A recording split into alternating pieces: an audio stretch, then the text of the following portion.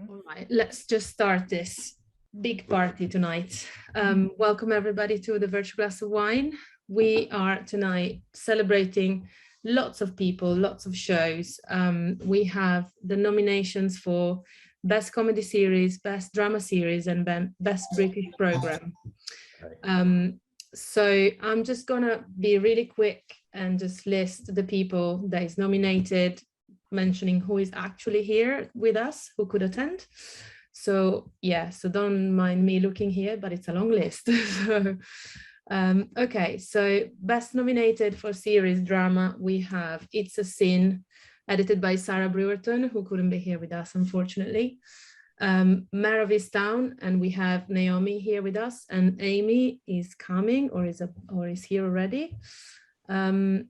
We have Squid Game. Unfortunately, Nam Na Young, I hope I pronounced that right, couldn't be here because it's also 3 o'clock in the morning in Korea.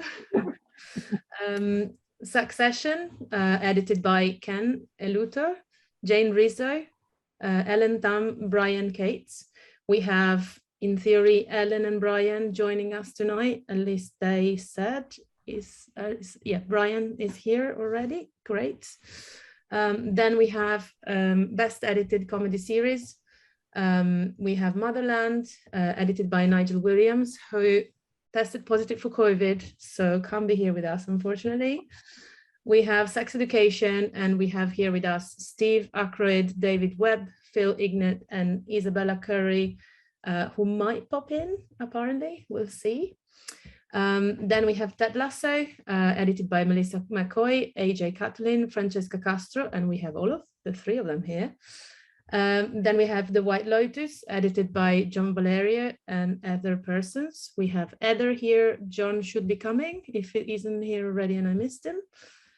Then we have This Time with Allard Partridge, edited by Robin Peters and Mark Davis, but they couldn't join us. And then for Best Edited British Film or Program, we have Belfast, edited by Una Niganile, I will never say that right, who is here with us. Then we have It's a Sin, again edited by Sarah Brewerton. Last Night in Soho, edited by Paul Maclis. No Time to Die, edited by Tom Cross and Elliot Graham, and these 3 couldn't be here with us tonight. Okay, I hope I didn't miss anything or anyone. So please, if all the guests want to unmute themselves, you can, basically, because this is more of a party and a little celebration. We're not doing anything super official, so please jump in at any point to ask questions and just say whatever. So let's just break the ice with a little introduction of each one of you, and if you could give us a little, your own description of your show or film, that would be nice. In the order that you want. I can go in the order of my screen. AJ? First, thank you. Thanks, BFE, for having us. So great. Our friends across the pond. I was just saying to Melissa that we hope we can come over there sometime and visit. But we're back here in LA working remotely, and very excited for Ted Lasso season 3. It was such an awesome surprises of what happened in season 2, and I'm still surprised. So very grateful to work on this show. I don't have wine with you, it's still morning in LA, but I'm drinking some tea in honor of Ted. Maybe anyway.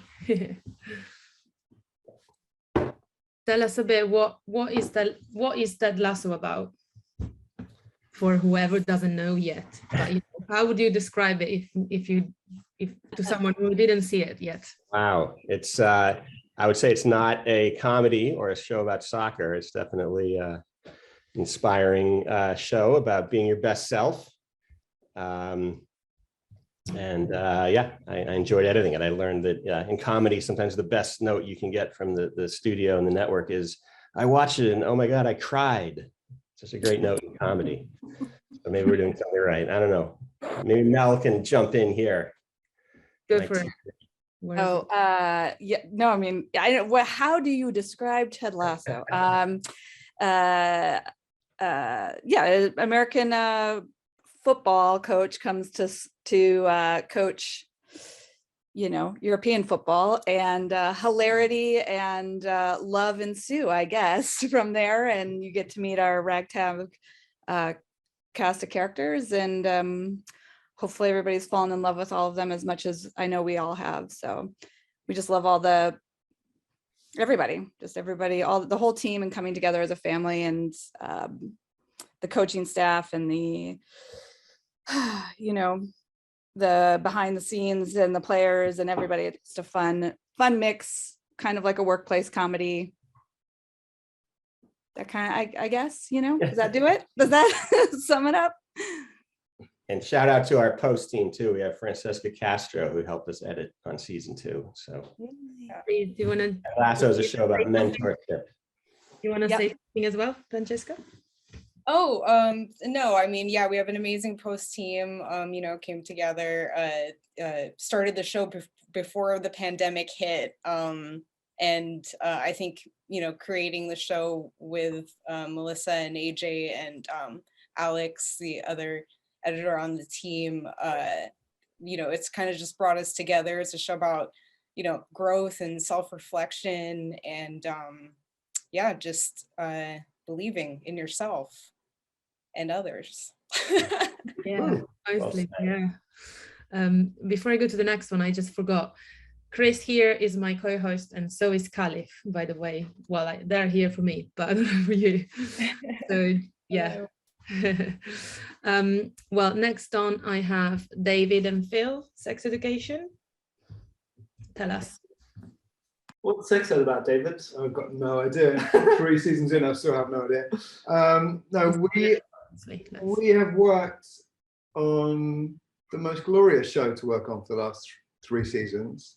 And I think the last season was particularly fun because we did it during lockdown.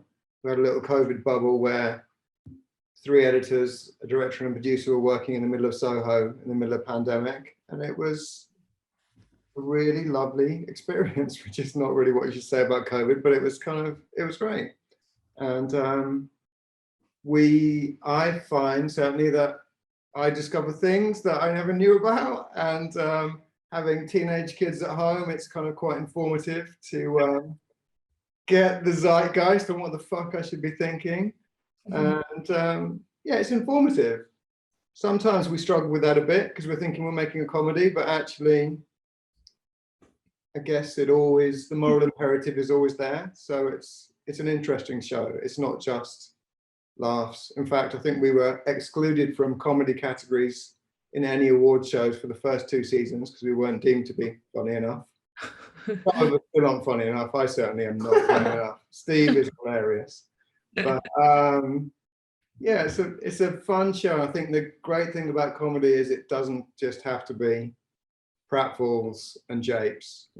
It's there's layers to these things now, and Sex Ed is a good example of that.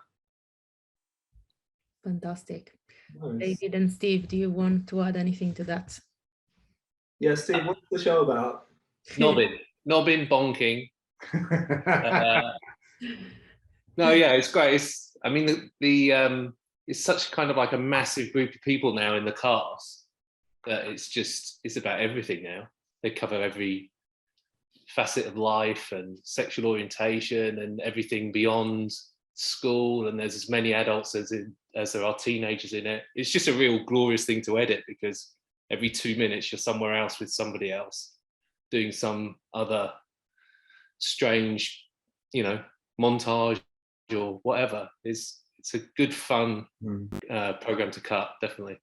We all love it because it lets us have our little moment in the spotlight, cutting montages and putting music tracks on stuff. And then we switch into serious drama mode for a brief interlude. And that's what we love, We like to show off a bit occasionally, and we like to give the actors the moment in the spotlight. So it's a great combination for us. It's weird because me and Phil are not working on the next season, and Steve, you're doing some, Steve, right? The next season? Yeah, that's starting that end of July-ish.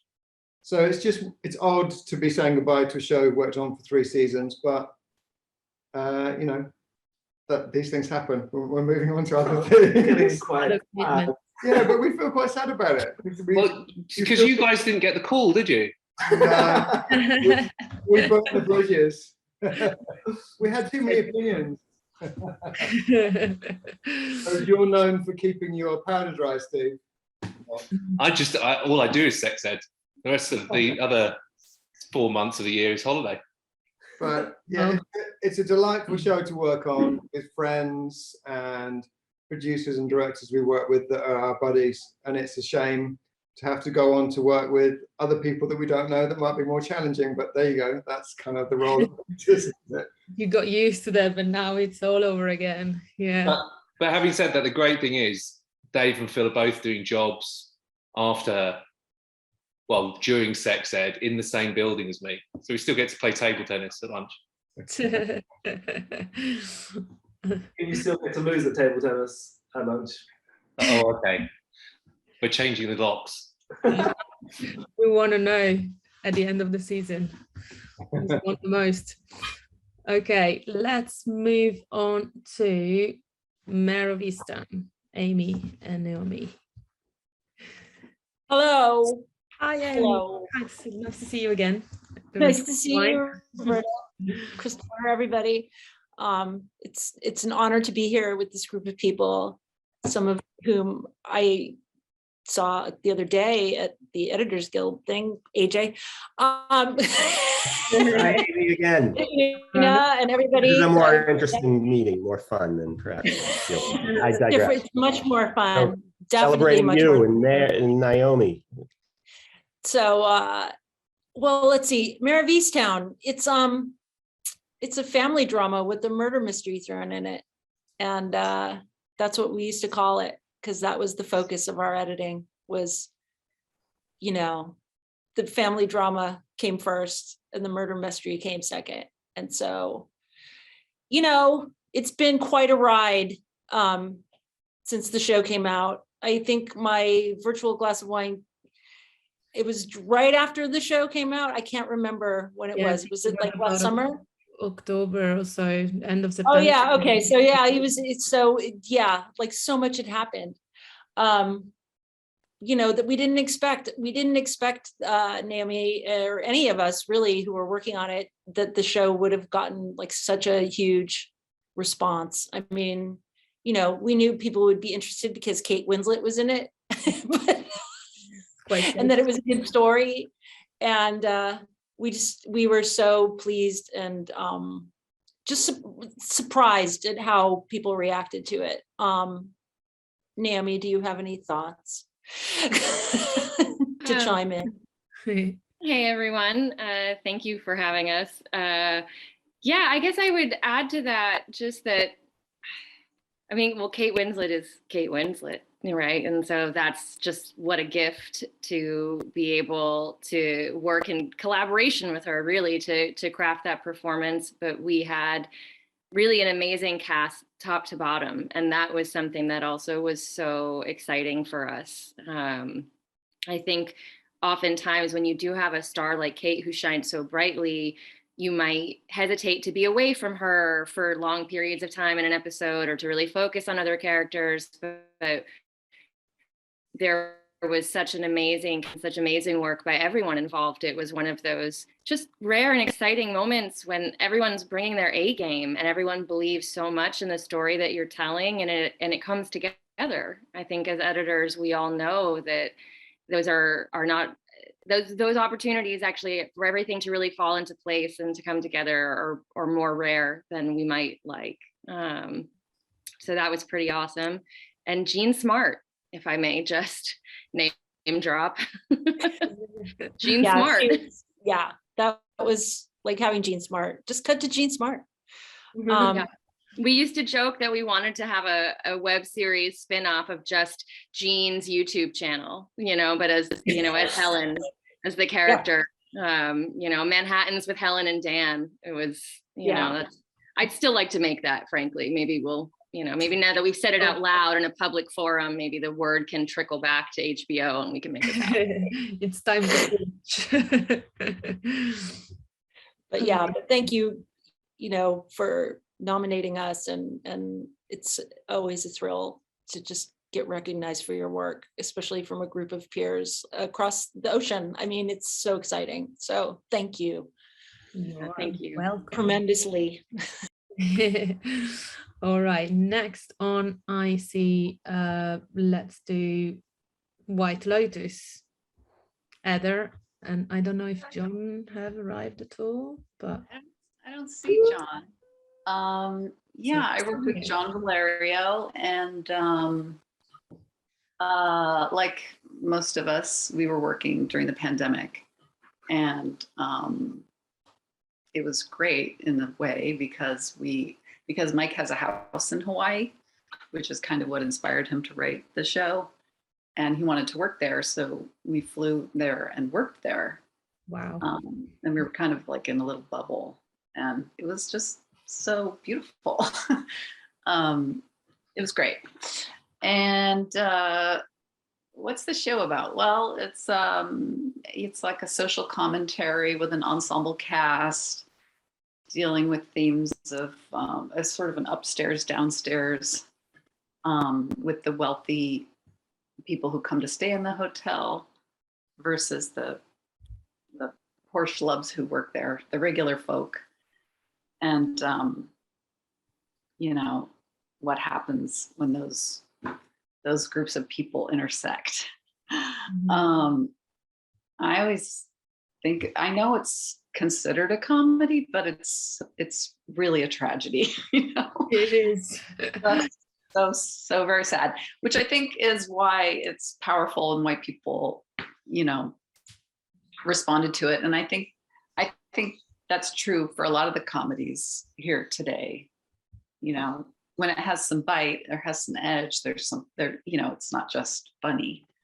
So anyway, yeah, we already started season 2, and it's going really well. And I'm really excited about season 2. And yeah, we had a great time. We had a great time working together. And I mean, Mike is such a wonderful person to work with. And where are you editing this time then? Well, I'm editing at home right now. Okay. But John's in Italy right now for 3 weeks, and then he comes back, and then I'll go over for 3 weeks. And then after that, we're gonna head back to Hawaii. So. Oh, so jealous. Oh my goodness. I know. We're gonna do like I don't know, 5 months in Hawaii. Which I'm about because your show. yeah, I'm excited because we get to get out of Los Angeles in the summer, which is hellacious. It's so hot and dry and awful. So anyway, I'm looking forward to that.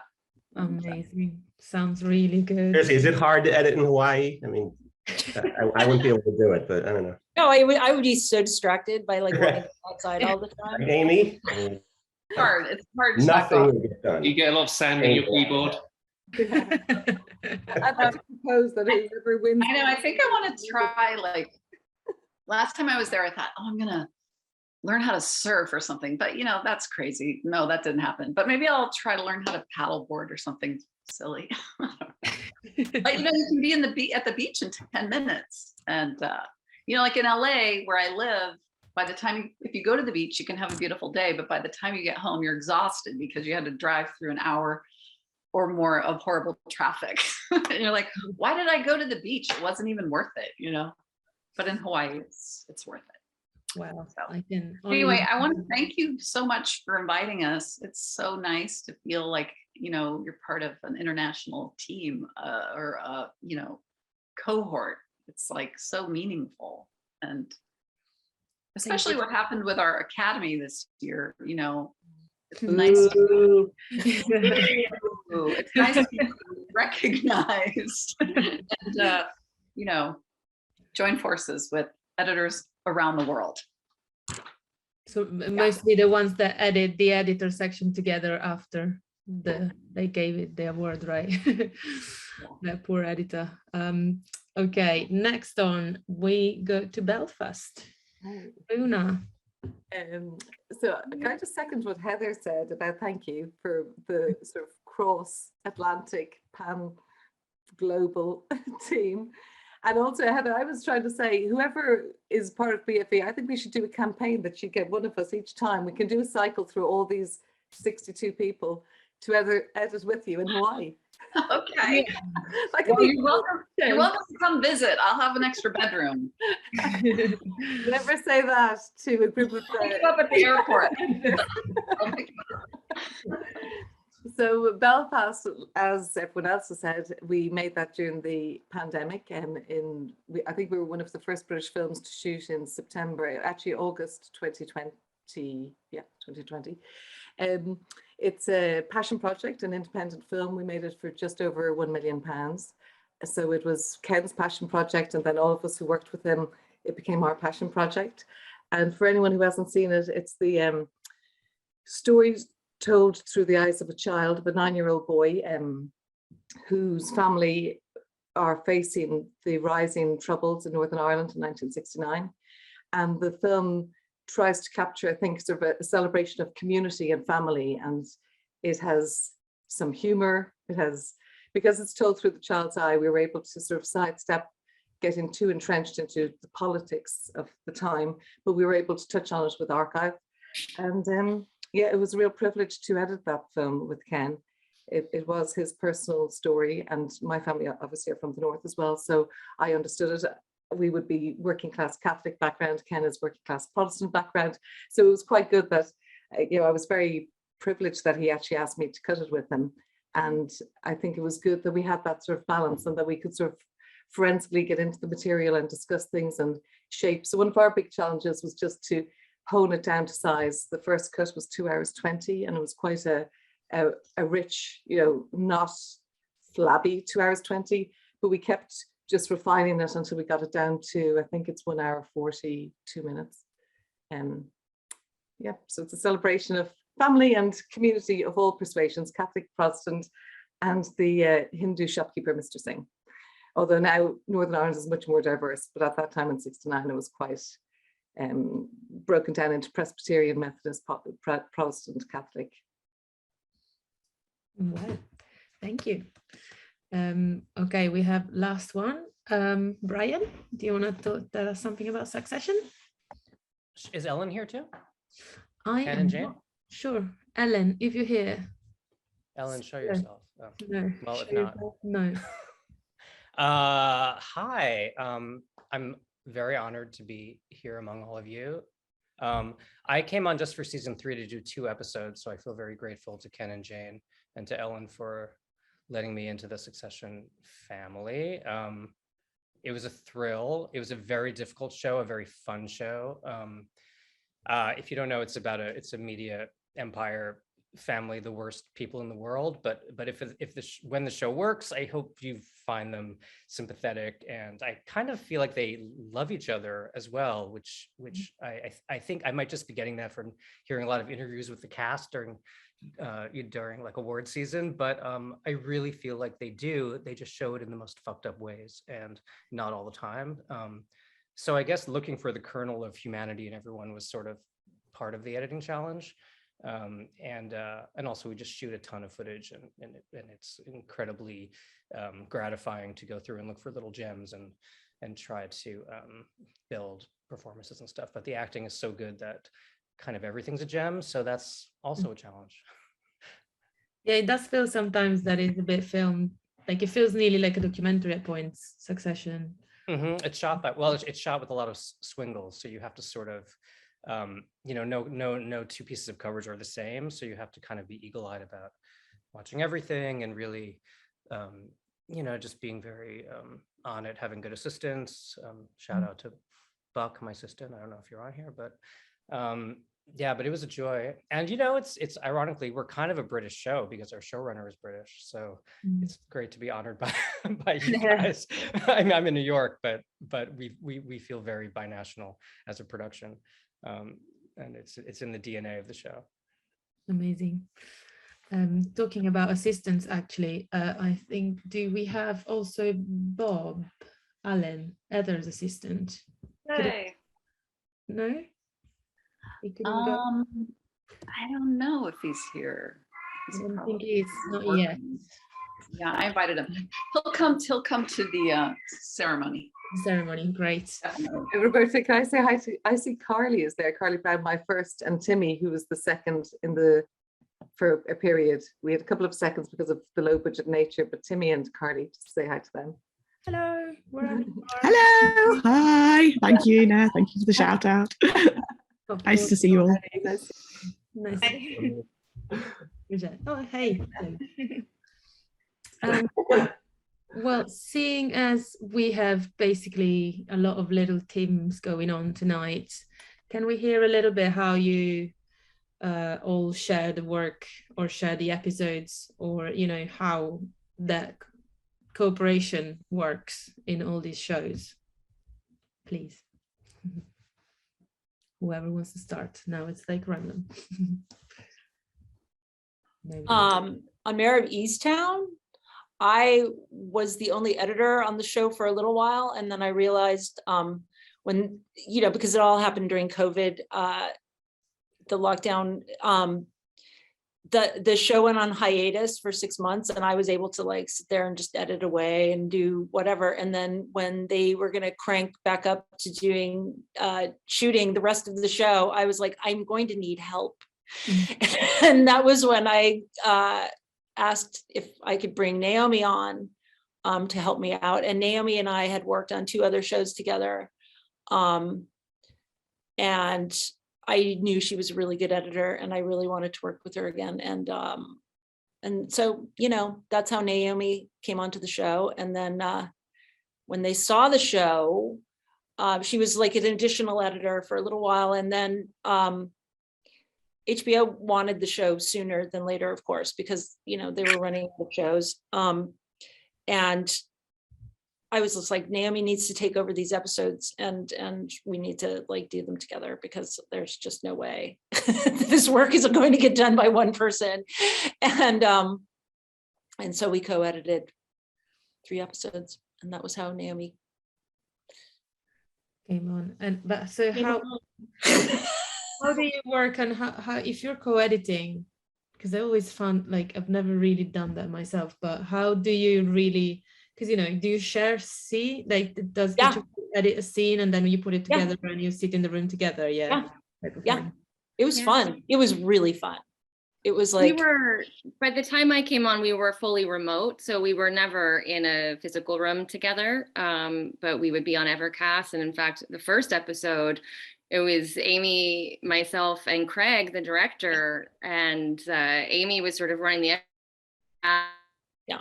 and Avid was hooked, and then we would talk about something we might be able to do with the scene or restructure. And so then I would mute myself and start to work on that material as they kept moving through the episode. And then I would pass it back and we'd incorporate it. When we were still getting dailies, we just we'd talk to each other 3 times a day. Who's gonna cut what? Let's take a look at this. Let's talk about it, what it means. Yeah, it was great. Amy, can I ask you? It was kind of amazing. Yes. We blocked shot. Oh, sorry. Oh, Una, yes. No, I was just going to ask you, for yourself and Naomi, when you were doing it, was there ever a moment where it was how do you get past being polite? Were you ever so in awe of what each other is doing, because everyone does something different, and there's always a value to that? How do you sort of stop being in awe of each other and actually start deconstructing it? How long did that take, that process? It didn't take very long, because it's just we just really know and trust each other. And it was Naomi knew that I was probably going to change something, or that she was going to take over something that I had worked on. And it was just some of it was just out of, I don't know. It was, for us, it was very organic, and we were very lucky to have each other. I mean, really and truly, I would say that Naomi came on. I wouldn't call anything. Oh, you're freezing. Oh, you're freezing. But I would say, am I freezing? Oh, I'm yeah. Back. I would say, a friend said something to me recently. It was about a couple dynamic, but it feels very applicable to the way that we worked, wherein it was us against the problem. So it wasn't that there were problems, but we were always on the same side. which was just how to best tell the story. What's the best way to serve this moment, this beat, this scene. So I think and because we have known each other for so long too, I mean, we've known each other for 8-9 years now. It wasn't hard for us just to get right to the heart of it. I don't think there was any real fear of, wounded egos or hurt feelings or any of that. And to whomever said, that sort of that great material, those great performances, right? Like sometimes that problem you have as an editor is like, which of these amazing takes do we use and why? It's a nice problem to have. Yeah, definitely. Anybody else about the team? And who else? Which teams do we have? Sex education? That's Una. Did you work remotely with Kenneth a lot, or were you ever? Yes, we finished Death on the Nile remotely. We had got to the sort of director's cut of Death on the Nile, so he wrapped at Christmas time, and then we were editing from January until March 27th, and then Longcross Studio closed down. So then I had to actually come back to my studio in Dublin because there was no space to edit it in my kitchen table in London. And I came back here, and so we finished Death on the Nile remotely, locked in June. I went back to Longcross for a couple of weeks in June when we started to open up again. And then it was during that March to June that Ken wrote Belfast. So we were mixing in August, and I was running the mix while Ken was shooting the first 2 weeks of Belfast. And then he'd come in to the mix day at the end of the day. And I was then assembling from 6 until whenever. The first 2 weeks. And then he joined me on the first 2 Fridays of the first week for the first 2 weeks of shoot. So Carly and Lydia Browning, we were all in Twickenham together where we were doing the mix of Death on the Nile. And then after 2 weeks, England was shutting down again. So then we all had to go remote. So everyone just had to drive. It was very old school though. We didn't use Evercast. We all just had drives. It was even before Salon Syncbox.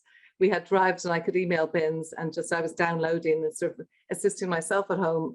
And then the assistants were in London, and I was able to email them bins to build up sound design or whatever. So it was a good sort of handover. And then Ken had a sort of a viewing Avid that he could access, that we could put the bin in, and Carly could remote in, render it, and he could just come down, hit play, and it was up to a big cinema screen in his house.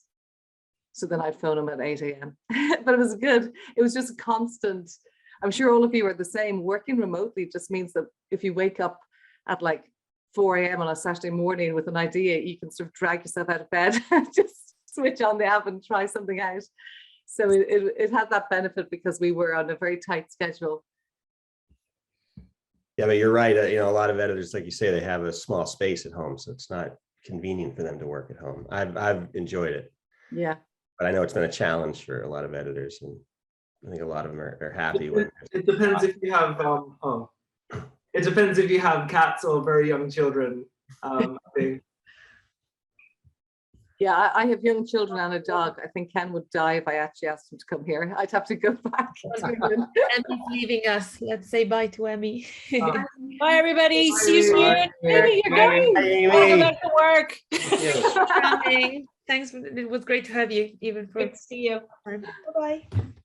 Sorry. I'd love to piggyback on something that Una said, because there was a particular episode of Mare that we restructured a number of ways before landing on the structure of that episode. And it was definitely, I'm sure that people experience this too, as much as you try to shut your brain off at the end of the day, it doesn't necessarily. And so I woke up at 6 a.m. with a very clear, okay, there's 4 different orders that this episode could go in, and let me put them together now. So that when Craig signs on at 11, I can just show him and we can decide which one to work through. And that was great because I did that, and then I took a break to make breakfast. But had I had to go into an office, I wouldn't have been able to get it straight out, with my mind and onto the timeline.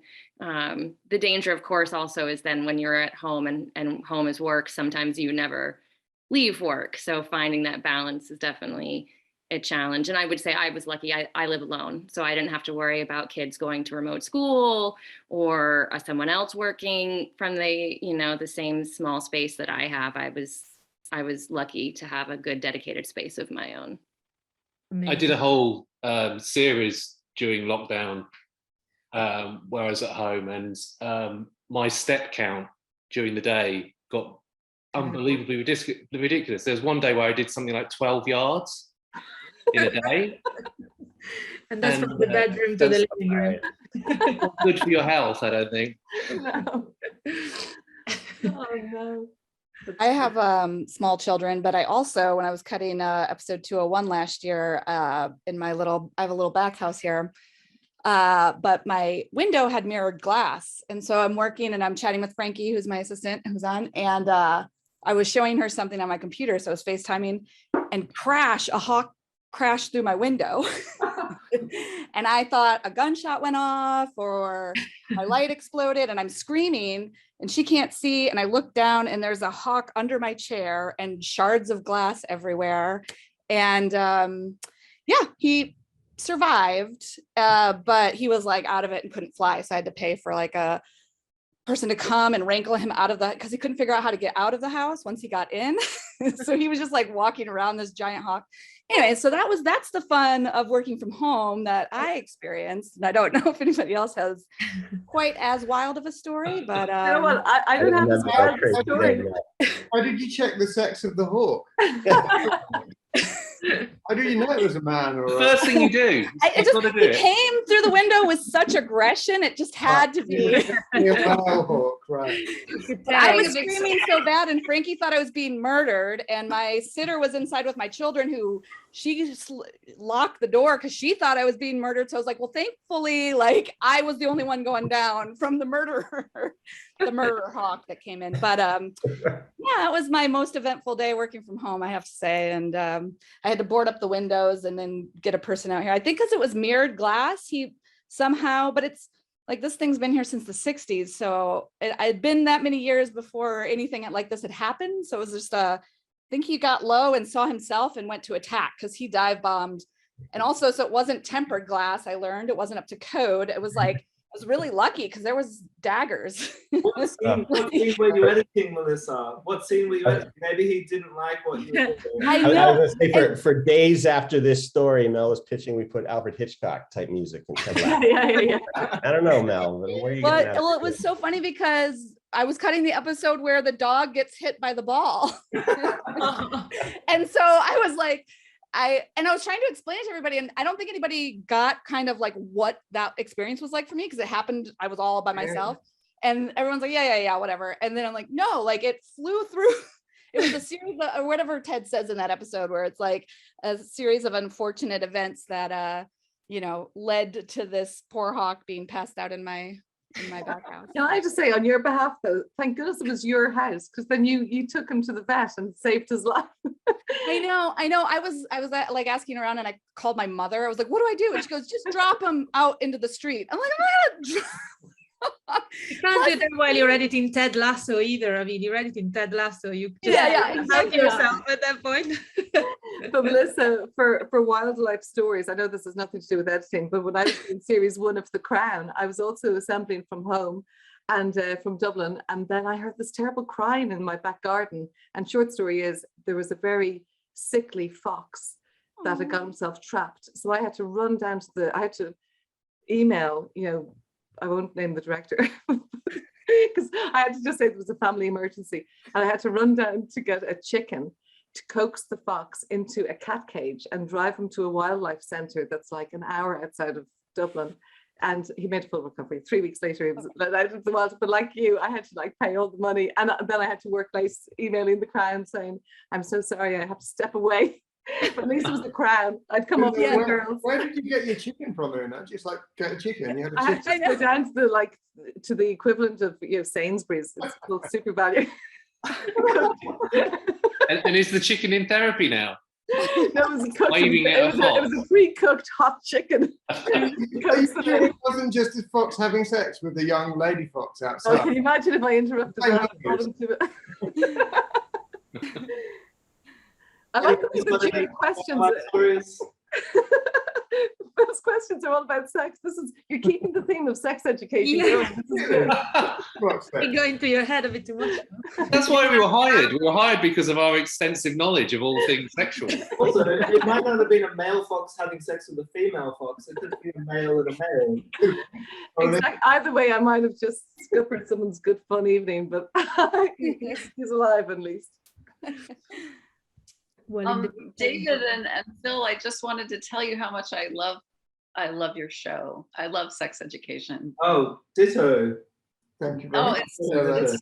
it's so fun. My husband and I have seen all of it, and every time somebody asks me, like, what are you watching? And I tell them to watch Sex Education. I feel like it's something that people aren't really, it's not as popular as it should be, I don't think, here in the United States. It's just so wonderful.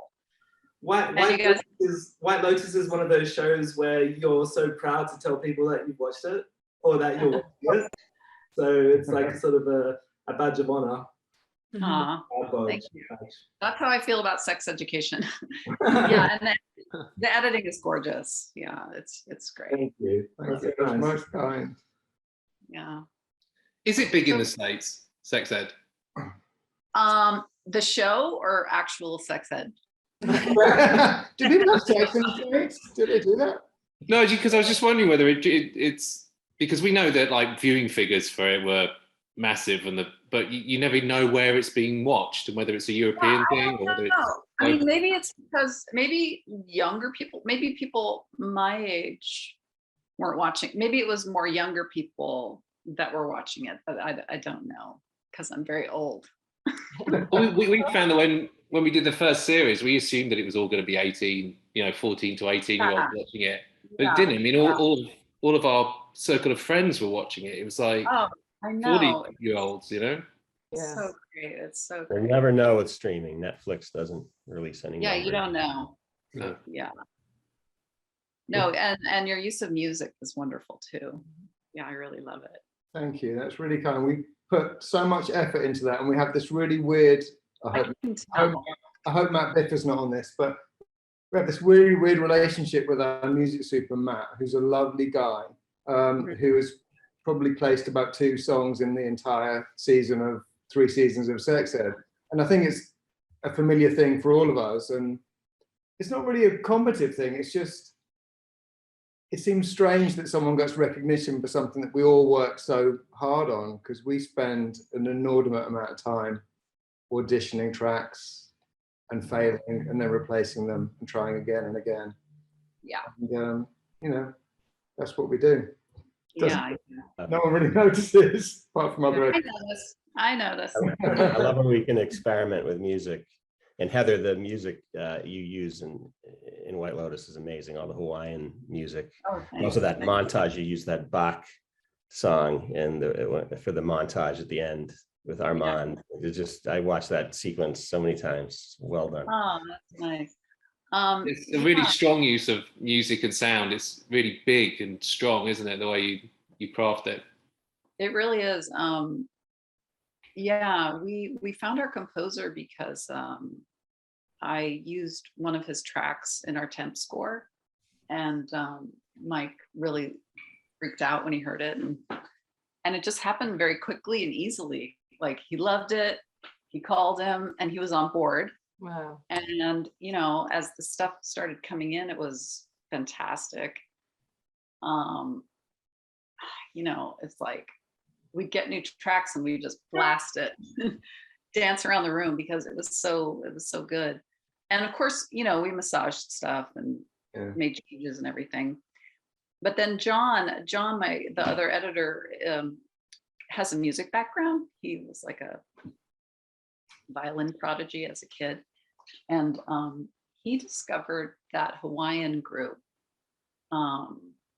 that we used a lot, and we kind of used that for the emotional stuff because our composer was great at sort of the edgy groove, and we used the Hawaiian stuff for the emotional moments. So it was kind of like, I don't know, it was just a very organic coming together And we just got really lucky that we both happened to find some great stuff that all worked together. You got really lucky that you chose the composer, basically. Well, I didn't choose him. I just happily found that one piece of music that worked, and he was available, and it was great, you know. So yeah, because as we know, we're all working on schedules, you know. The clock is ticking the minute they start shooting, and it's like this season we don't have a composer, and because Christo isn't coming back, he's going to give us a theme, but so yeah, so we gotta find it again, you know, which is fun. It's the fun part of our job. It's like, Heather, what is your schedule like?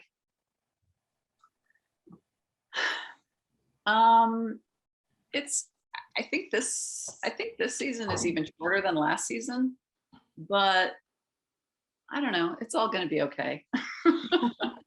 It's going to be fine. We always end up having enough time.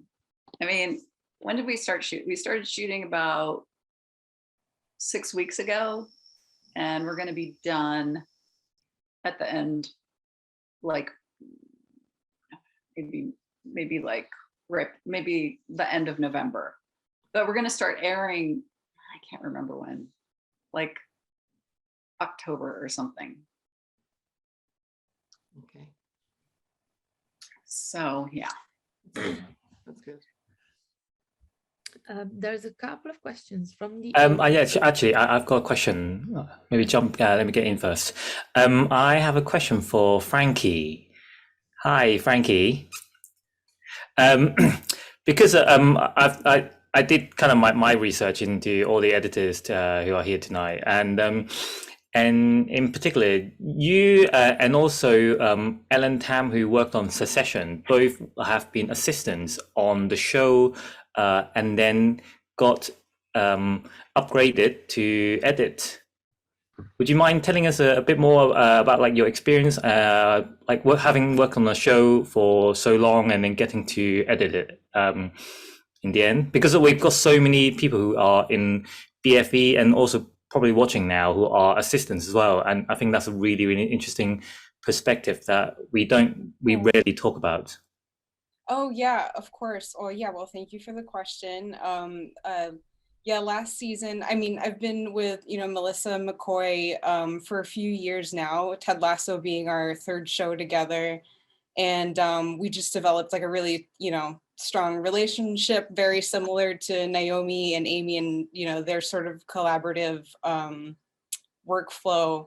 And then at the beginning of last year, season 2, you know, Mel was asked to do a pilot kind of at the same time, you know, we started season 2. And anyways, it got to be a lot, and the opportunity came where she was like, do you want to co-edit 203 with me?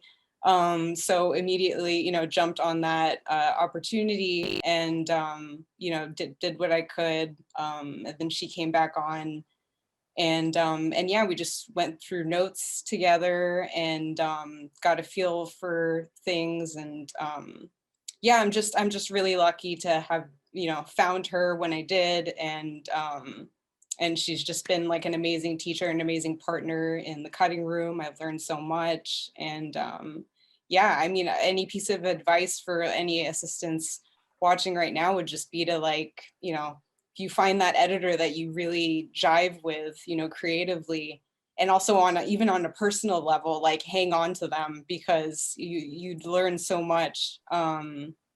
And you know, they end up wanting to, you know, see you grow in that way too, which is great. So yeah.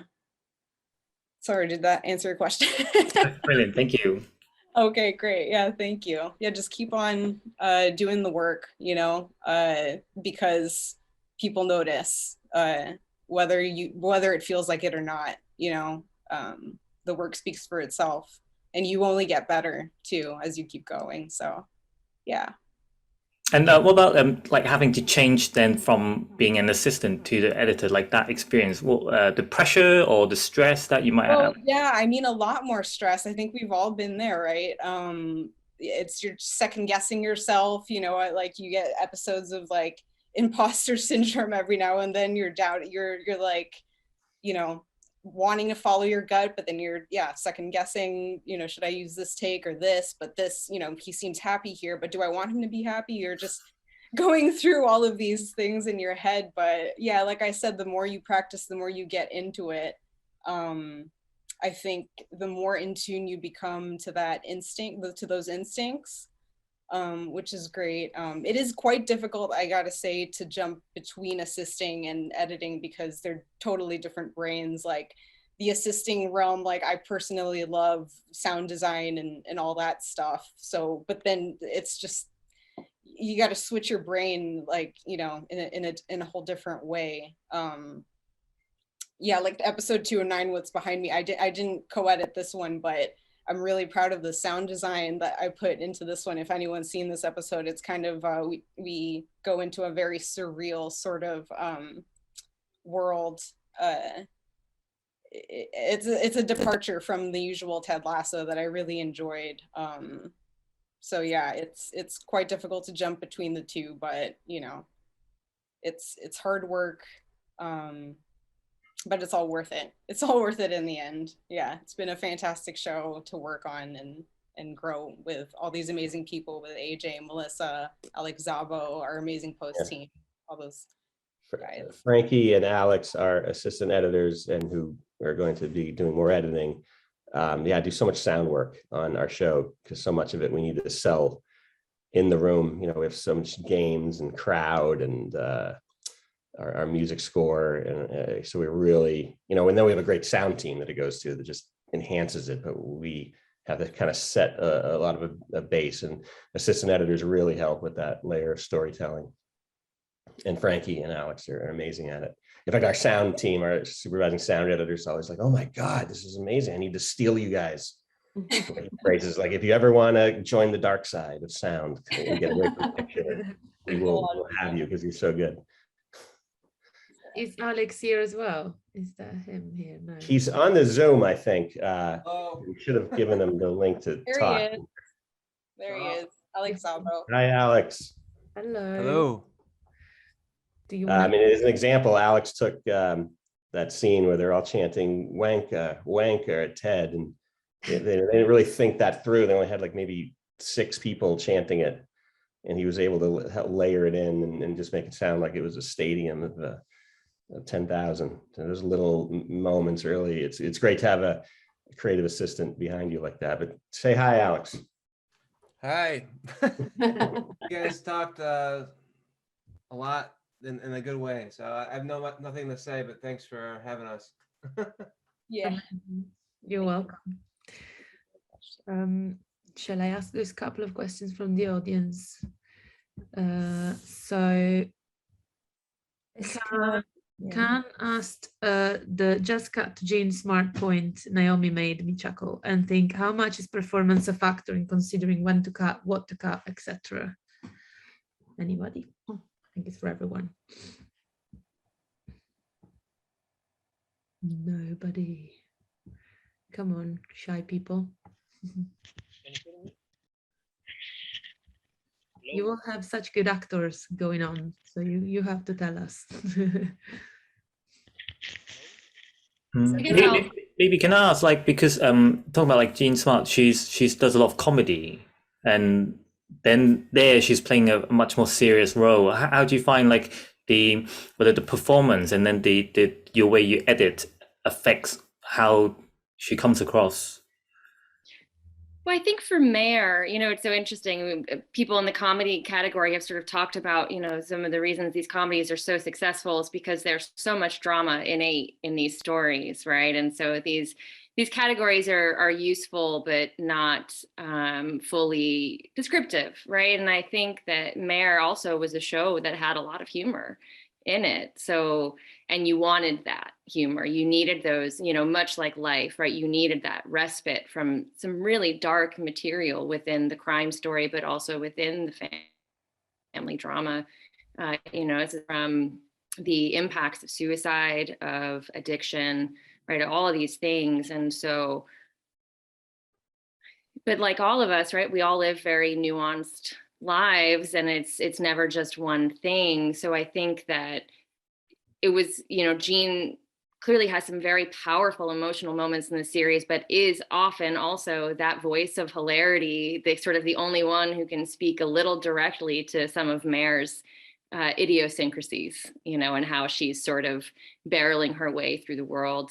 I would say that for me, a few years ago, I would have said that performance is everything. And it's not that it isn't. Performance is still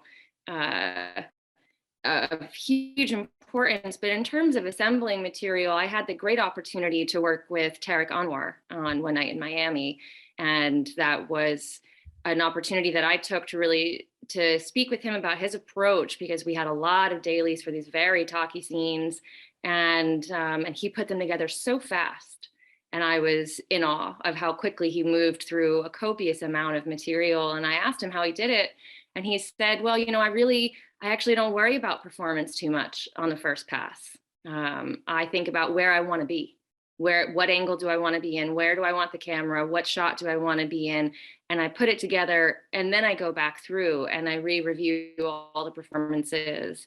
And that was such a radical departure from how I had been approaching my first cuts prior to that. And so Mare was actually sort of it was my next job, and that was when I started trying to implement that approach myself, and I found it to be very useful, because performance is so essential, of course, but I had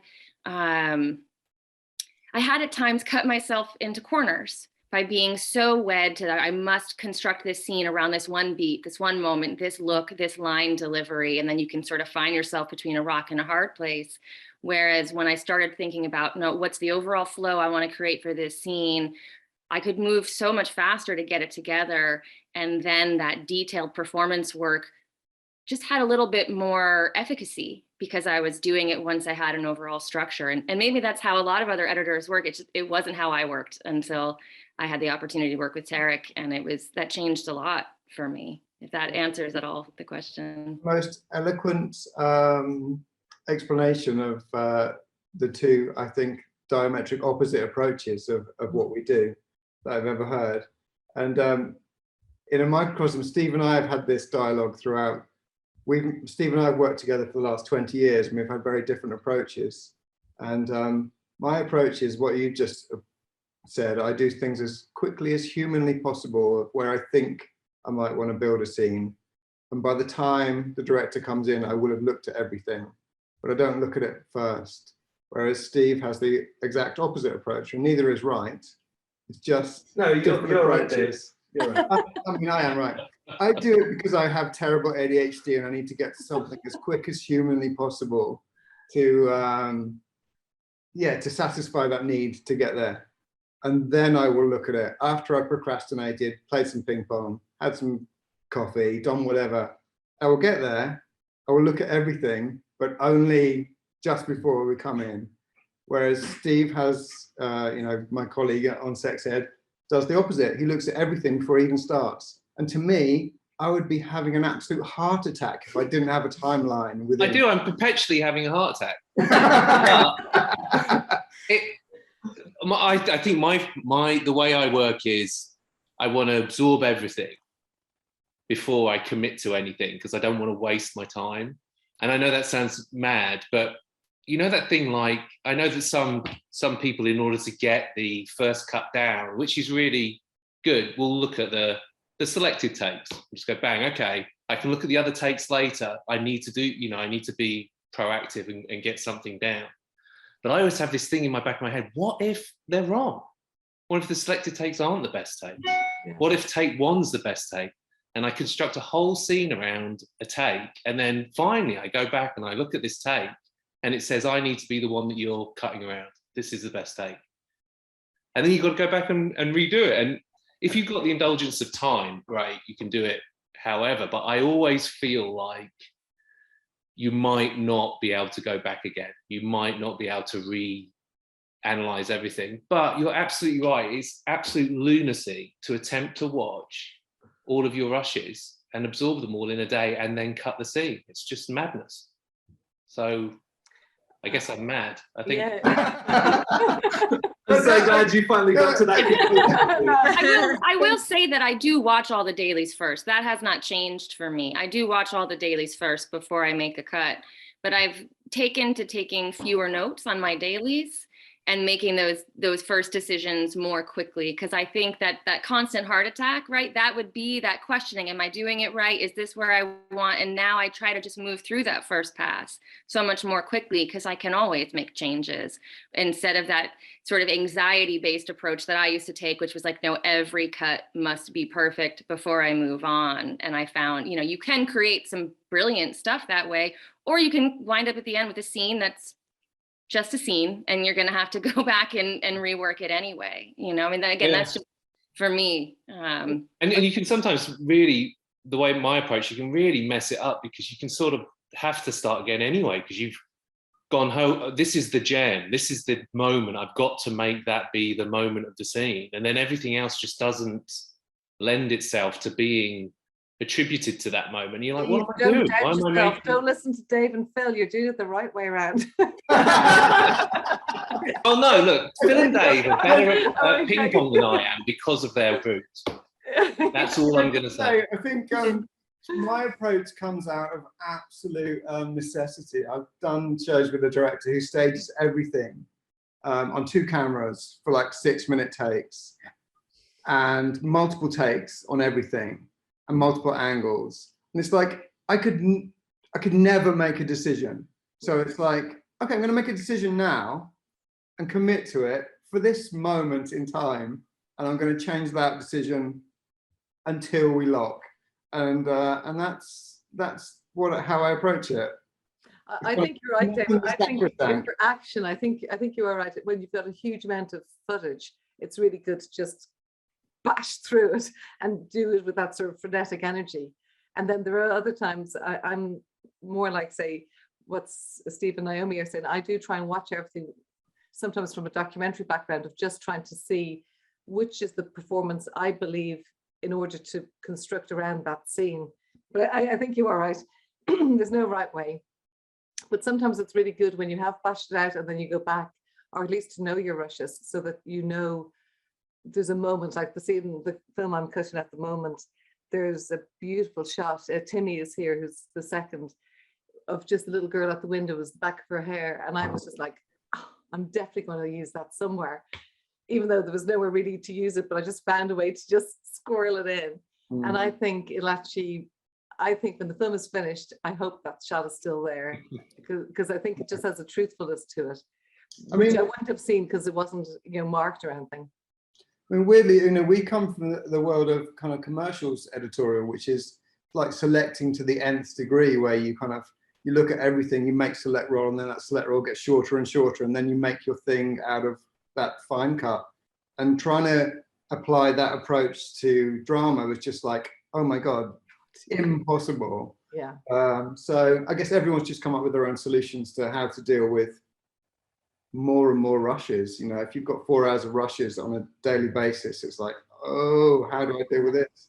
I mean, that's the thing with the last job I was on, there was no way I could watch all the rushes. My day would have been watching rushes and I would have run out of time. So then you have to make those hard choices. You've got to go there, at what point am I going to start cutting? Because I've got to get something done by the end of the day so they can move on.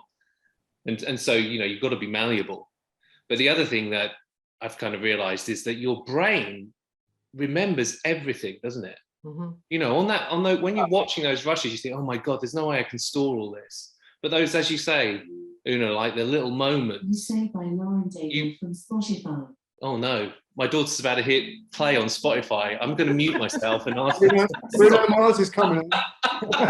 Speak to you in a moment. Well, I'll use this to say to everybody, because I am aware that we're already running over. I was expecting this because there's so many of you tonight. Speaking of watching dailies, we got to get back to that. Yeah. So obviously, AJ, what's AJ's approach? AJ, you haven't spoken enough, yourself and Melissa. Oh, well, okay. Yeah. I mean, no, I joked with Mel. I mean, when you have all these Twitter fans out there and social media talking about your show and how much they love it, there can be a little extra pressure about, which take do I choose? What would the fans like to see? But I think so much in our show is so intentional. The writers do such a great job, and we kind of really know where they're going, after 3 seasons or working on season 3. And so, yeah, I agree with Naomi said, you got to kind of believe in your choices as an editor and just kind of put, I've heard a lot of great editors say, sometimes you just go with the first take that jumps out at you, that you feel, and throw it down on the canvas and move on. And then, of course, yeah, you'll realize you might have painted yourself into a logic trap and you got to back up. But yeah, it's all about, editing is constant rewriting. So yeah, and especially, Jason Sudeikis loves editing with us. He spends a lot of time with us because he sees it as the final rewrite. So, but he trusts us a lot too. He likes a lot of the takes that we choose, and sometimes we try other things. But yeah.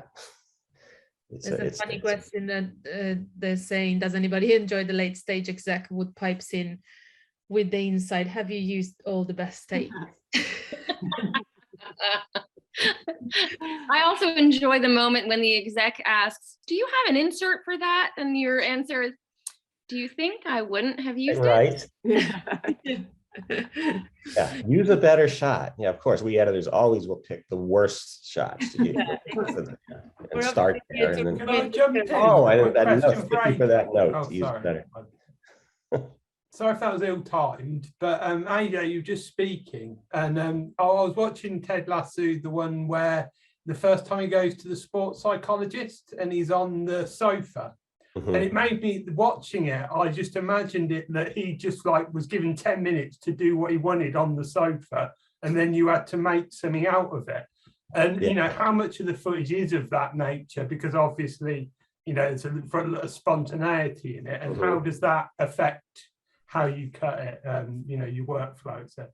That particular montage was Mel and Frankie. That was great, where he's trying all the different things he could do and lying down on the sofa, and it just builds. And I think, we try to put a lot of it in, and sometimes it's not about making choices of how can we cut away so we can get, joke A and joke B in, because they're both so good. And then sometimes we do have to make a choice, but yeah, look, there's a lot of improv that they do. I mean, it is very well written and very intentional, especially Ted Lasso, because Jason and Brendan and the writers have been thinking about this for years. He had this envisioned. But yeah, there's definitely improv, the gold that you find it'll change it. And they Jason, coming from SNL, will improv a lot with the set, little things he'll think of, like when he saw that ridiculous coat rack that looked like a tree, and he's like, high five tree, he just comes up with little things, and those become gems. And so yeah, it's playing with the improv is great. I usually try to cut it scripted first, and then just so I have that, and then be like, yeah, but if we go this way, it's much funnier. And then sometimes they try things that just go on a bit too long, and so I think maybe it'd be better to get out here, and that takes us better to the next scene. And then he'll be like, why didn't you use that bit? We did some fun improv. And they're like, here it is, but so I think, yeah, we make choices. We go with your gut as an editor, and I think that's why they hire us. But on that note, I'm gonna say goodbye. I do have to get this here. So we are at a ton of dailies for season 3, and we are chugging along. So this is really wonderful. I hope to come over there and have a pint with you all, a real glass of wine. Yeah, let's do it. Especially hi to Una, and congratulations on your amazing work. And good luck with the next season. You'll be here again next year. You guys are all going to be here all the time. You're a regular now. Thank you for writing about Melissa and I in the magazine, BFE. That was really fun. That was Alan, if you wanna. He's here. Oh yes, thank you, Alan, and Ferg. Really wonderful. He's here, but can't talk. I think he's off the mic. Can't talk. Okay, you're welcome, AJ. Thank you. Hi, everyone. Thanks, Thank Alan. you. Congrats, everyone. Thank you, Francesca, as well. Are you off to Reddit as well? Yeah. Yeah. Everybody Dailies. Bye. Everyone. Bye. Bye, AJ. Bye, Melissa. Good to see you. Oh, thank you, Berg. Ah. Thank you for putting that fun photo on the cover of your magazine. That was Mel winning the trophy and me looking at this. Space is amazing. They give us small little trophies for our nominations, and then you go get the big one, which Amy won. But Naomi knows what I'm talking about. We get those little ones, and it was a fun photo. Thank you. Thank you so much, AJ. And Okay. see you soon. All right, well, we're kind of getting to the end. I invite everybody please to unmute like Ben has done and jump in with any questions you might have before we have to leave everybody to work. Hi, everybody. Can you listen? Yeah. Hi. Okay. I think it's first time I'm talking about huge people like you. So I'm kind of uncomfortable to express. I don't know how to say. So myself, Gautam from India. So I've been getting an opportunity to start to work as editor for a web series, which is going to produce by MX Player. I think it would be the most expensive web series on this year, which is I think around 5 million Indian rupees, I think. So my question is, my question is to everyone. So how do you approach a web series from the movie? Like most of you you work with movies also, but how do you approach a web series like as a usual way, like we cut, we work, show to the director, and it goes to the production house, and like the same process. And do you have any particular systematic process like to approach in an easier way? Okay. Who's on it? Do you mean, are you talking about the software or the way of approaching? The way of approaching. And for a series, are you saying TV series? Yeah, it's a web series. Between movie and a TV series, I think that's what you mean, yeah. So different approach, whether you're catching a movie or TV series. I think it's sort of the same approach, you know, it's all storytelling. And what is your film about? Are you allowed to say your TV show? Is it a drama or comedy? It's a fiction. It's a fantasy. It's kind of fantasy, like happens in 200 or 500 years before. And are you the only editor for all episodes? Yeah. And how many episodes? 10. Wow. Okay, this is ambitious. And you're going to assemble all 10 episodes? Everything. Everything. Okay. So I assembled all 8 episodes of The Missing series 1 years ago, and that was for the first 11 weeks of the shoot. So the way I approached that, but I mean, maybe some of the other guys could say it as well. I just approached it as you would any job of just, it's a story that you're telling. So I was very organized with knowing the story that was told. I wasn't a slave to the script. I was watching the rushes and pulling it together and working very hard with my assistants to build up that sound design. As the guys have said, your team of assistants will be invaluable to you to help you make a rich soundscape as you're editing every day. Is this your first time to do all 10 episodes? Yeah. Okay. I done, but not like this scale, high budget scale. High budget scale. Don't panic. It's exactly the same as low budget scale. It's all storytelling. Like, yeah. It's been involved a lot of visual effects also. There are a lot of shots like. Sorry, what is your name? I'm trying to see your name there. What is your name? Gautam. Goldham? Oh, Gotham. Gotham. Gotham, I would say because it's a big budget, make sure you have a VFX assistant. Do you have a VFX assistant and first assistant and second assistant to work with you? So far in India, we don't have any particular systematic like an editor, VFX editor, and we don't have any system like that. We have to do everything. You do everything. Well, because it's such a big budget series, I would encourage you definitely get someone as an assistant to work with you, because it's very ambitious to do all 10 episodes. but it's exactly like anything you've done before. It's, you know, the bigger the budget, hopefully the more support they can give you, but failing that, just don't panic and just watch your rushes and keep remembering that you're just making, you know, a TV show or entertainment, you're telling a story for the people. It's not, don't panic. Exactly, and they can only shoot a certain amount per day. Yeah. So it's not like you're suddenly going to get overwhelmed with so much stuff that you can't work with. You know, there's only a finite amount that anyone could shoot. So whether you're shooting 1 episode or 8, you're still going to get the same amount of footage per day. And as long as you concentrate on getting that into a good position on your first pass, and that be your game plan for each day, you know, hit it, make sure that you're happy with that bit, then you can come back to it all later and don't get overwhelmed with all the CGI or graphics or anything that you've got to do.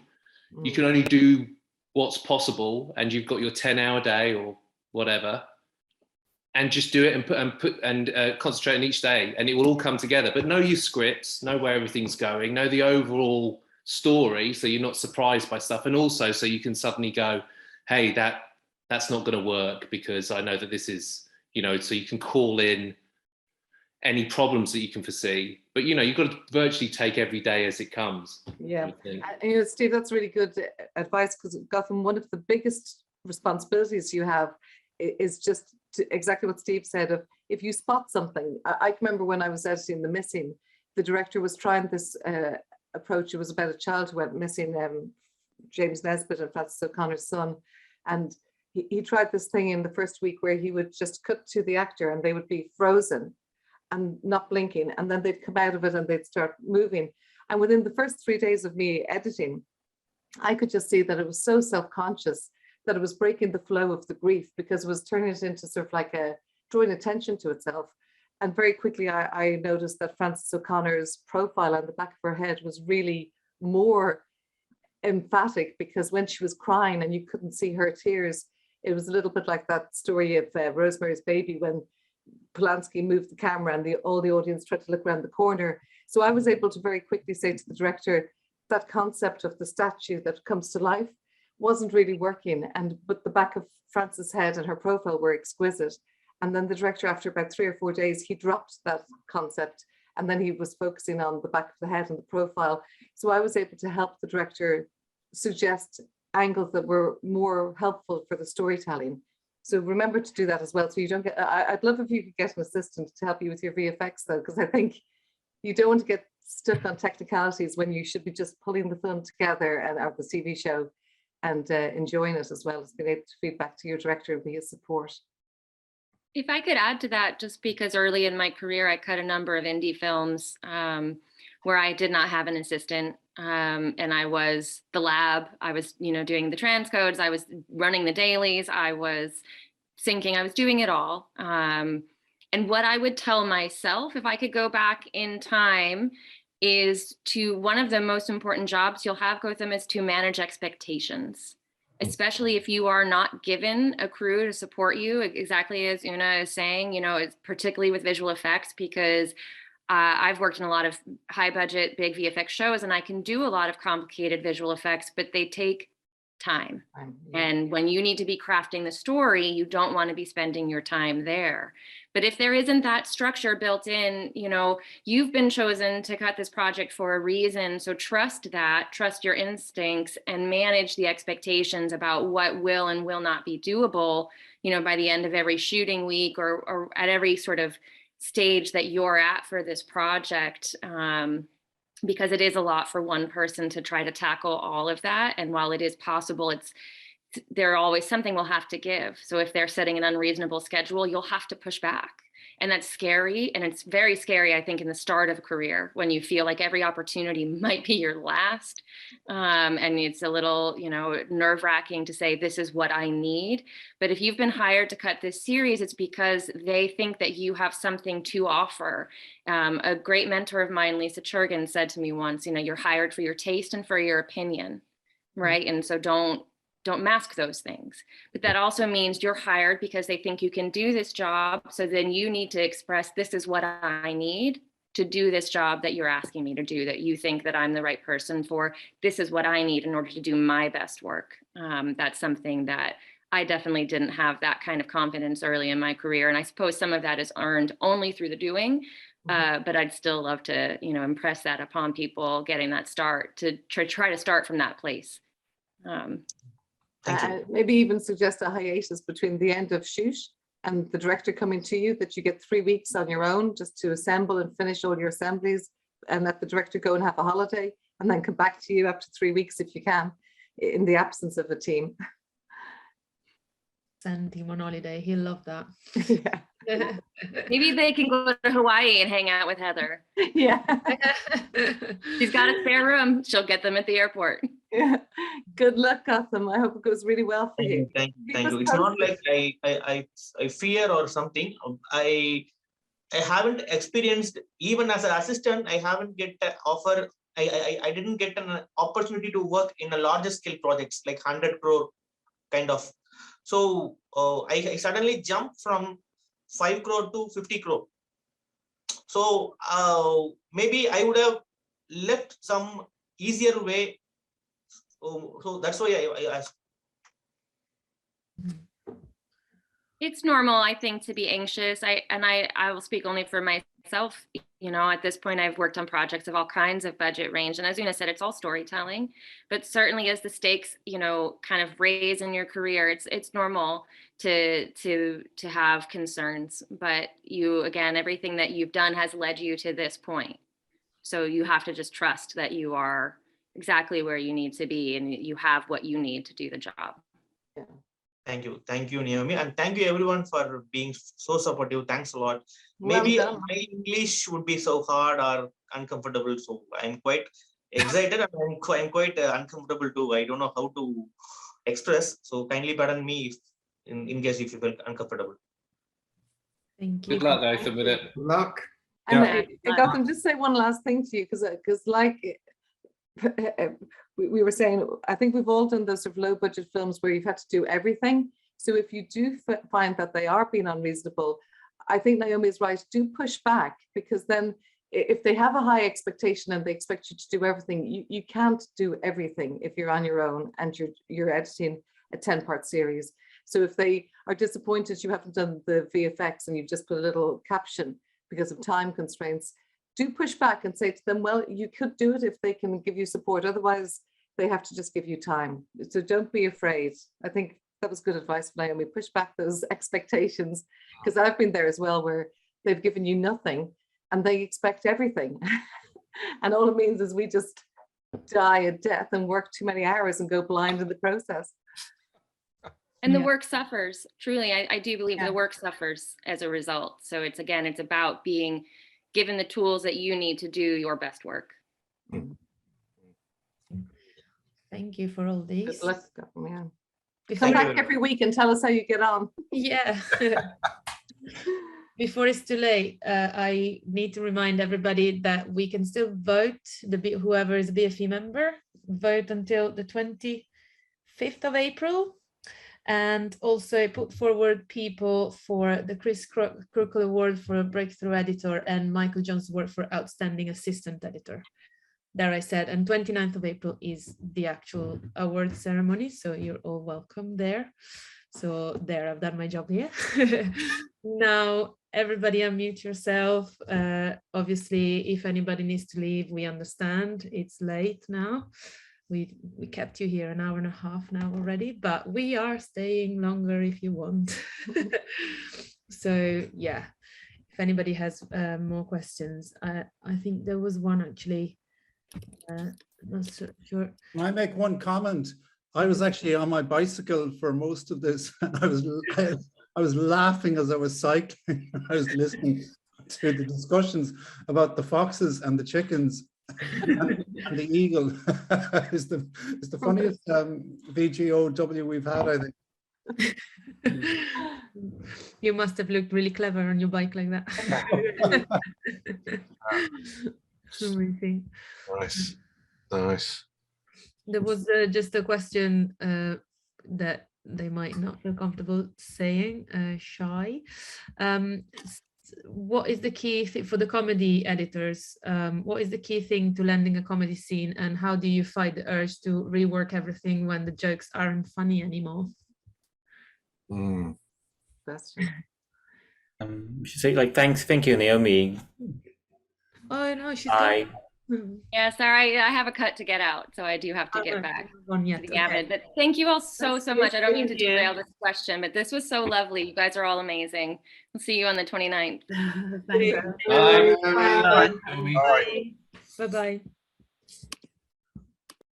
Any of the comedy editors that want to jump on that question? Otherwise, we just open to whatever. Stop. I think that's us. I think we're the only ones left, Dave. Phil. Are you the only one? Yeah. Was a comedy editor. Bruno, are you a comedy editor? Yeah.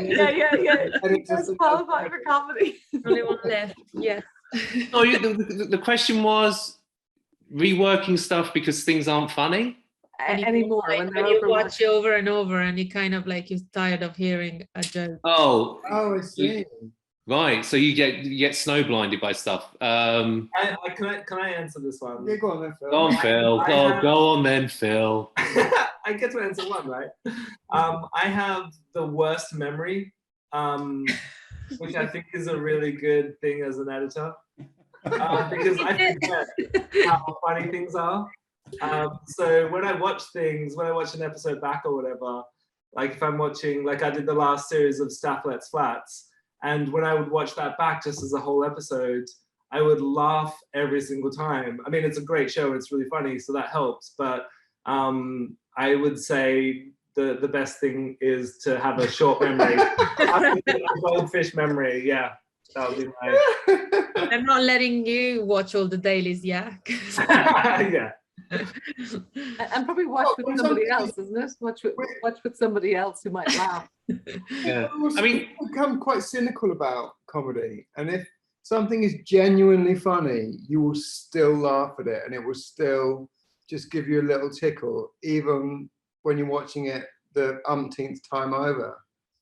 If something really is just all right, and I'm coming from a world of commercials here, and you generally don't laugh about it, but I think there's enough kind of good comic performances in the stuff that we work on now that it still does kind of tickle your funny bone. It's funny.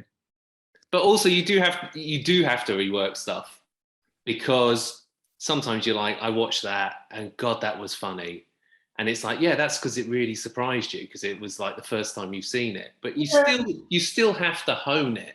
There's still a process of editing. So you can't. Steve, so, we differ on this, don't we? We kind of like on the kind of performances. Like if there's two people, if there's two comedians in the scene that have a chemistry, my instinct is always just let the two shot play and let them do their thing, because it's funny.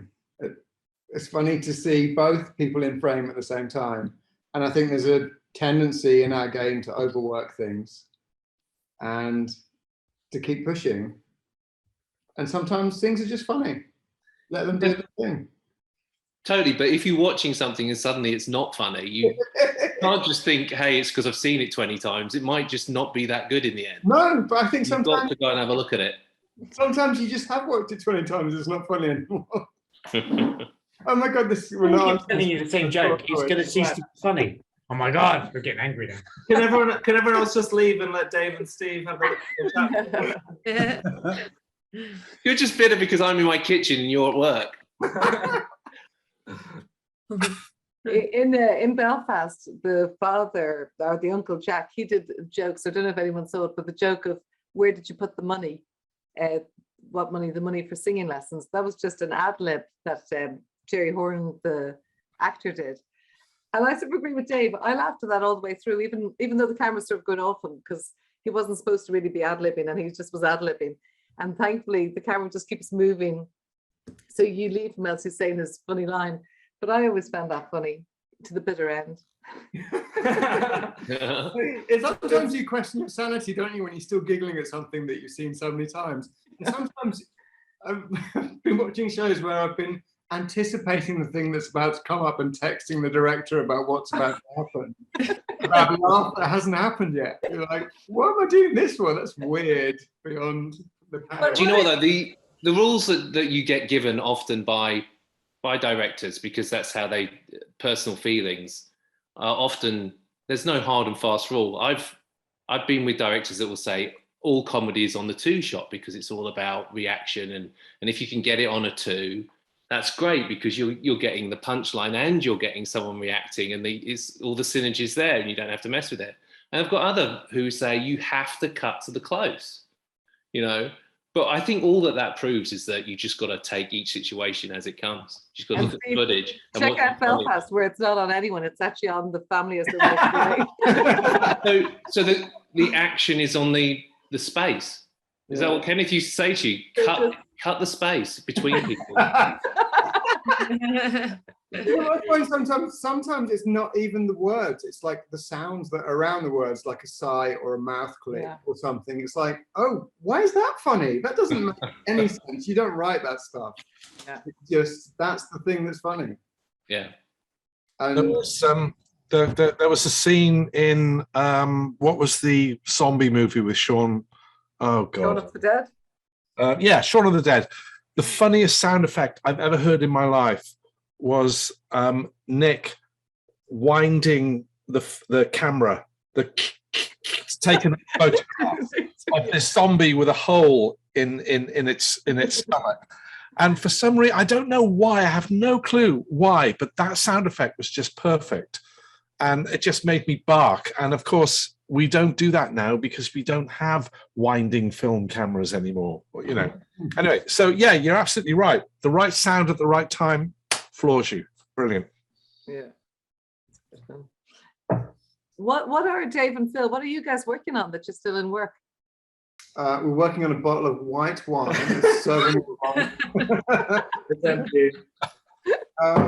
Phil's just finishing a show. We're about to start on.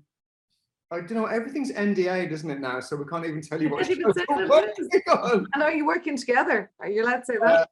No, we were supposed to come here as a threesome, as a sex ed threesome, but sadly Steve's got like a sore shoulder, so he couldn't make it in. And I'm only working 5 minutes away, so it was an easy trek in. Oh, so this is just okay. This is for tonight. Weirdly, we're actually friends as well, which is an unusual thing. But yeah, Dave called me a wanker for not coming in. Well, you were a bit of a wanker for not going in. Shoulder, yeah. Hey, you've got the dynamic within an hour and a half. Yeah. Una, you're gonna do sex ed 4 then? That would be great. Yeah, I'll join Steve. I was watching everything, panicking that neither of us are editing yet. We just have a big, you know what? I do this thing where I watch everything and I put all my favorite bits together on, like, say, scene 65, Una selects. And only once I accidentally sent it to the director rather than the actual scene that I had actually assembled. And it was just every moment, any little take, anything that I spotted, all for that scene. And he gave me notes on it. He said, oh, I really like the fact that you're not revealing the guy's face, because he could see that I never picked the guy's face. What did he think about the repeating of the lines? Oh, listen, he knew that something had gone majorly wrong. I was doing all 8 episodes, so if Gotham was there, don't worry. Being Ben might actually be on this. Ben Taylor, our director, might be on this viewing. But I assembled an episode of Sex Ed season 3, and after I played it to Ben had to go and lie down in a suite next door and have a sleep for an hour because he hated it so much. But yeah, process it and then come back to me. But there you go. It's a fun job being an editor, but yeah. But did you take it personally? Like, sometimes when like execs or your directors, producers watch your edit, even though like early on they get really upset about it because it's not what they had in mind, and then it's a terrifying process. I think, you know, it's kind of the writer conceives something, the director goes off and shoots it, and then the editor puts it together, and there's a whole process, and everyone is disappointed at various stages and then hopefully is like really encouraged by the end result. But it's you know, that's our job, to manage that process as much as anything. And we always say part of the job is playing the room, you know, it's kind of managing that room. Are you saying that you're part of your job, your majority of your job is managing expectation? No, because I reckon that's a negative side. I'm going to manage your expectations, this is going to be a bit shit. But no, you know, it's hey, I mean, probably as great as you, Steve, straight out the can. No, but I mean, you're solid gold.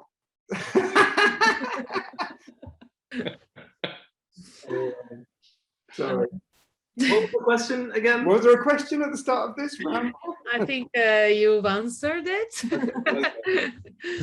Can I jump in with a Oh, quick Phil question? did already forget the question. Yeah, Ben has a question. Go for Can it. I jump in for a quick question for you? Is it Una? Una. Thank you. I got it. Yeah, I wasn't saying it because I didn't know what the dash meant. So I was just saying the lady who did Belfast, but now I know, which I'm glad to know. You said that you did quite a lot of documentary work earlier on in your career. How did that affect your sort of trajectory in moving into drama, etc.? Oh, well, I'm currently studying an MA and being talked to about what do I want to do, and I was just wondering, you know, if there was any decisions there and how your decisions affected that. Well, I went to the National Film and Television School in Beaconsfield, so it actually, when I went doing documentaries, it sort of slowed me down getting into drama, because I was doing these creative documentaries that were you're going to festivals, and some of them won, say, United Nations, you know, film, whatever. They were all sort of based on shining a light on injustices that were happening around the world. But it did slow me down a bit, because then there came a period in the early 2000s when you couldn't get into TV drama if you hadn't done more drama. And I'd done loads of drama at film school, but then I'd gone into this big 8 years of creative docs. And then I was just really lucky. I got a break that one of my graduation films had won the short film in Cannes in 1999. And the cinematographer of that film, he recommended me to a BBC director in 2007. And then I got a break editing White Girl. So that was my first TV drama with Hetty MacDonald. So Hetty MacDonald is a brilliant director. And she sort of had the courage to, she looked at my documentary work and she could see that I was always, that's why I sort of say all editing is storytelling. So whether I'm a sort of an advocate that I think none of us should be pigeonholed, that we can all do comedy or thriller or drama or, you know, documentary or animation. We should be able to do anything that's storytelling. And yeah, Hetty just gave me the break to do White Girl. And then from then I was then doing drama, and then you find you're now doing drama and you can't get into cinema, you have to do film. And then when I did Stan and Ollie, then I was getting these comedy films, but I was getting serious drama TV and still these sort of humanitarian documentaries. So I think I'm always trying to just push that envelope. That's why I did Halle Berry's Mothership, which is a science fiction thing, to just try and do something different. But it is a challenge, Ben, of just, I think now producers are more open to giving editors a chance, no matter what our background is, that they know once we can tell a story, if you can cut a documentary from footage with no script and like 230 hours of observational material, you can definitely cut, you know, TV drama or feature film with a script. What's your preferred, Una? What do you like doing? My preferred is, I think my preferred is editing TV drama or film. But if I was to direct, I think I would direct documentary. Interesting. Yeah. Are you pitching to network executives on this call? Which one? There are things that you want to do. You know, I actually have already directed a documentary. So I did that back in 2016, and I won an IFTA for editing for it, which I think is quite funny. But I also edited it. I didn't have an editor, but I would. I've been offered to direct a low-budget, independent Irish language film, but I'm not available yet until maybe next year. Una, did you say that you directed it and you edited it at the same time, right? Yeah, so I produced it. It was a low budget. Yeah, exactly. Did you not complain that you should push back in getting some assistance and help out? You know what? I had no real funding, so that's why it was out of necessity I cut it myself. So then I won the IFTA for best editing, which I don't mind. You managed your own expectations, though. I did. I had to pay so much money to the cinematographer, so that gave me such a shock on a daily rate with his kit and everything, that I was like, okay, I'll just shoot everything I can. I even filmed some bits myself. I think I was on the jury for that award that year, Una. When I won. Thank you. Yeah. That's good. If I knew, I would have bribed you, but I didn't have to. No, you didn't. Yeah. I met you in Dublin for the first time at the. It looks like an Oscar. Everyone should get an IFTA. Actually, BFE, you need to do something that looks like Oscars for all of us. So we can put them all in the background and Yeah. Even if they're only made out of tinfoil, who cares? Yeah, who cares? Give one to everyone who's on this panel. That's not her sole IFTA, by the way, everyone. There's more than one back there. And what about you guys? Would any of you direct? Not in a million years, no. Steve Phil looks like he's thinking about it. No, because I was too young to get into that world. When I went to university, there was like everyone did everything. Everyone did cinematography and directing and writing and sound and cinematography and everything. But I just sort of fell into editing and loved it. So I think this is my world for the foreseeable future. And I'm happy about that. So hindsight is a wonderful thing to look back at rushes and say, oh, this is what you should have done. But knowing in that instant, that's a real superpower. Yeah. And I think it's the rare few that have that ability to actually see that when they're looking through the lens. Have either of you done the second unit direction, or Steve? No. No. You know what? I did second unit direction for Doctor Who. And Veronica Decides to Die, and you won't believe it. Like, as an editor, you think it might be daunting, but you arrive on set, and all the people are sort of, because you know what pickups you need, and everyone's sort of saying to you, like, say, Steve, Dave, Phil, what do you need? And you could say, oh, I need a baby in a whatever, in a blanket. And next thing, they have this baby in a blanket. Like, it's like, God, directors must be like God. Then you say, I need 4 people over here, and the next thing, there's 4 extras being brought over there. It was the weirdest experience of my life. I changed my answer. I do want to be a director now.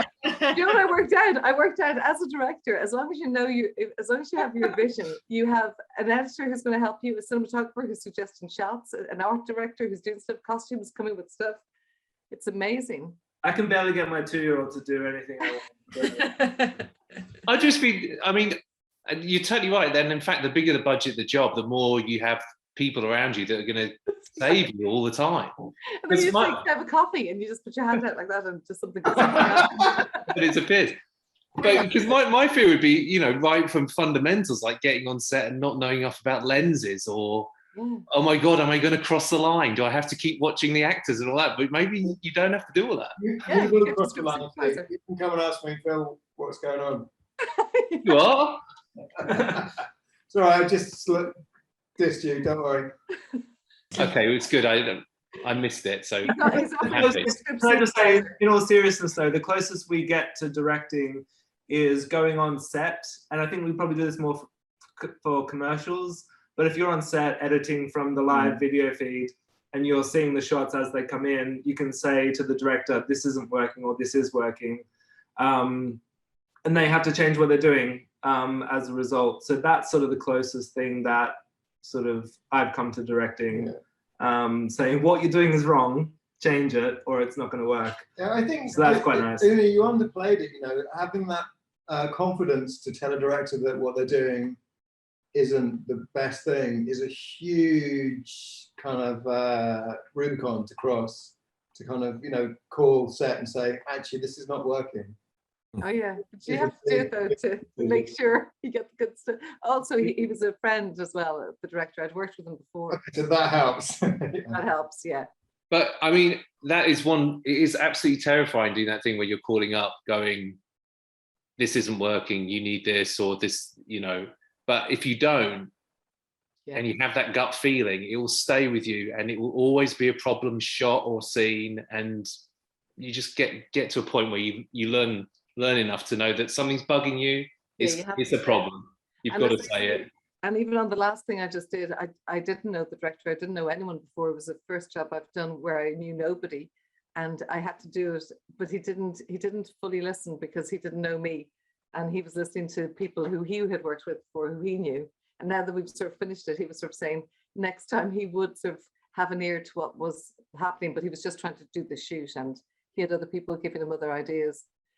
But it is important. I think you're right, Steve. I think you have to do it. Otherwise, it's going to just kill you.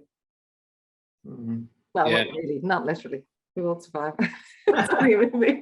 And it's horrible, isn't it? Because you often you're doing it, you're going, I know the director's on set and you're talking to the producer just wants you to go, everything's great. Is everything great? Can you tell me everything's great? Everything's not great. You know that they're juggling all the balls and they just don't want to hear from you. And it's like, okay, sorry.